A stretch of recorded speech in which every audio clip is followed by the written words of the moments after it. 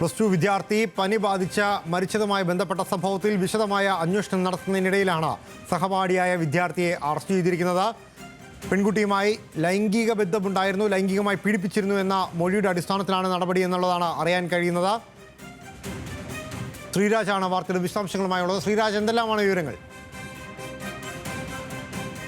ലാൽ, കഴിഞ്ഞ 25-ാം തീയതിയാണ് പെൺകുട്ടി മരണപ്പെടുന്നത്. മരണത്തിന് പിന്നാലെ പോസ്റ്റ്മോർട്ടം റിപ്പോർട്ടിൽ പെൺകുട്ടി അമിതമായി മരുന്ന് ഉപയോഗിച്ചിരുന്നുവെന്നും അതുപോലെ തന്നെ 5 മാസം ഈ പെൺകുട്ടി ഗർഭിണിയാണെന്നും കണ്ടെത്തിയിരുന്നു. തുടർന്ന് പോലീസ് നടത്തിയ അന്വേഷണത്തിൽ പെൺകുട്ടിയുടെ ഒരു സഹപാഠിയെ പോലീസിന് സംശയമുണ്ടായിരുന്നു. തുടർന്ന് ഇദ്ദേഹത്തെ കസ്റ്റഡിയിലെടുത്ത് ചോദ്യം ചെയ്തു വരികയായിരുന്നു. കൂടുതൽ മൊഴിയെടുത്തതിന്റെ ഭാഗമായി ഇദ്ദേഹവും ഈ പെൺകുട്ടിയും തമ്മിൽ അടുപ്പത്തിലാണ് എന്ന് പോലീസിന് ബോധ്യമായി.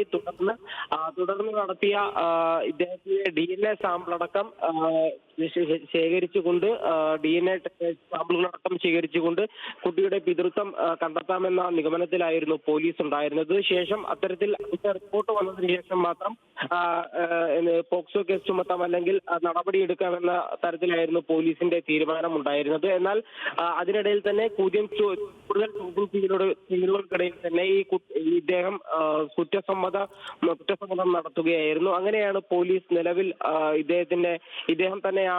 ഇയാൾ തന്നെയാണ് ഇതിന്റെ പിന്നിലെ അല്ലെങ്കിൽ ഇതിന് ഉത്തരവാദി എന്ന രീതിയിൽ പോലീസ് മനസ്സിലാക്കുന്നത്. തുടർന്ന് ഈ കുട്ടിയുടെ പ്രായം പരിശോധിച്ചപ്പോൾ 18 വയസ്സ് പൂർത്തിയായി 6 മാസവുമായിട്ടുണ്ട്. അപ്പോൾ തന്നെ നമ്മൾ പോസ്റ്റ്മോർട്ടം റിപ്പോർട്ടിന്റെ അടിസ്ഥാനത്തിൽ ഈ പെൺകുട്ടി 5 മാസം ഗർഭിണിയായിരുന്നു. അപ്പോൾ ഇത്തരത്തിലൊരു കുറ്റകൃത്യം നടക്കുന്ന ഘട്ടത്തിൽ ഇയാൾ പ്രായപൂർത്തിയാണ് എന്ന് പോലീസിന് ബോധ്യപ്പെട്ടിട്ടുണ്ട്. അപ്പോൾ അതിന്റെ അടിസ്ഥാനത്തിലാണ് നിലവിൽ പോക്സോ കേസ് ചുമത്തിയിട്ടുള്ളത്. എന്തായാലും ആലപ്പുഴ നൂർനാട് സ്വദേശിയാണ് ഇദ്ദേഹം, സഹപാഠിയാണ്. അതുപോലെ തന്നെ ഈ കുറ്റകൃത്യം നടക്കുന്ന ഘട്ടത്തിൽ ഇപ്പോൾ നിലവിൽ 18 വയസ്സും 6 മാസവും പ്രായമാണ് ഇദ്ദേഹത്തിനുള്ളത്.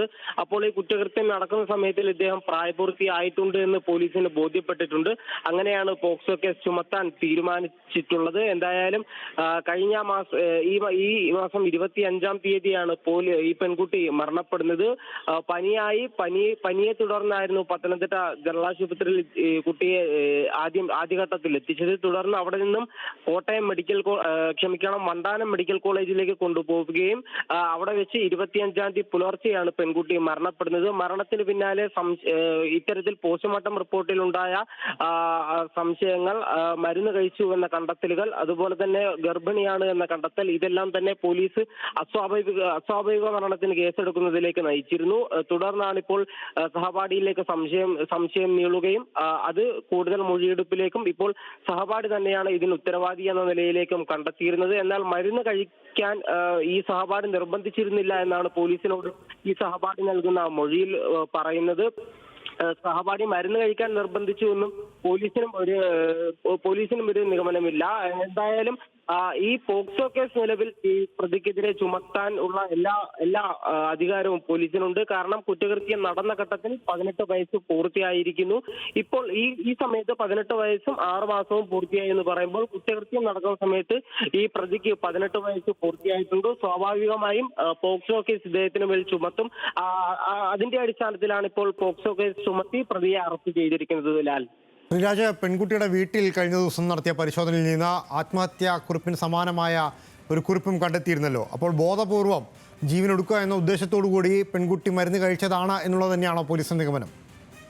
തീർച്ചയായും പോലീസിന് കത്ത് കിട്ടിയതിന് പിന്നാലെയുള്ള പോലീസിന്റെ നിഗമനം പെൺകുട്ടി ഗർഭിണിയാണ് എന്ന് തിരിച്ചറിഞ്ഞുകൊണ്ട് ആത്മഹത്യ ചെയ്യുക എന്ന ഉദ്ദേശത്തോടു കൂടി അമിതമായി മരുന്ന് കഴിച്ചു എന്നതായിരുന്നു പോലീസിന്റെ ഈ ആത്മഹത്യാ കുറിപ്പ് എന്ന രീതിയിലുള്ള ഒരു കുറിപ്പ് കിട്ടിയതിനു ശേഷമുള്ള നിഗമനം. അതിനു മുന്നേ പോലീസ് കരുതിയിരുന്നത് ഗർഭം അലസിപ്പിക്കുക എന്ന ഉദ്ദേശത്തോടു കൂടിയാകാം ഇത്തരത്തിൽ മരുന്ന് കഴിച്ചിരുന്നത്. ആ മരുന്ന് വീട്ടുകാർ അറിഞ്ഞുകൊണ്ട് കഴിച്ചതാണോ അല്ലെങ്കിൽ ഇത്തരത്തിൽ സഹപാഠിയുടെ നിർബന്ധത്തിന്റെ മേൽ കഴിച്ചതായിരുന്നു എന്നെല്ലാം പോലീസ് അന്വേഷണം നടത്തിയിരുന്നു. ആ അന്വേഷണ ഘട്ടത്തിൽ തന്നെയാണ് ഇത്തരത്തിൽ ഉള്ളൊരു ആത്മഹത്യാ കുറിപ്പും കണ്ടെത്തിയിരുന്നത്. അപ്പോൾ ആത്മഹത്യ ചെയ്യുന്നതിന് വേണ്ടിയിട്ട് തന്നെ ബോധപൂർവം പെൺകുട്ടി മരുന്ന് കഴിച്ചതാണ് എന്നാണ് പോലീസ് അങ്ങനെയായിരുന്നു പിന്നീടുള്ള പോലീസിന്റെ നിഗമനം. ഇപ്പോൾ പത്തനംതിട്ടയിലെ +2 വിദ്യാർത്ഥിനിയുടെ മരണവുമായി ബന്ധപ്പെട്ട കേസിലാണ് നിലവിൽ സഹപാഠിയായി അറസ്റ്റ് ചെയ്തിരിക്കുന്നത്.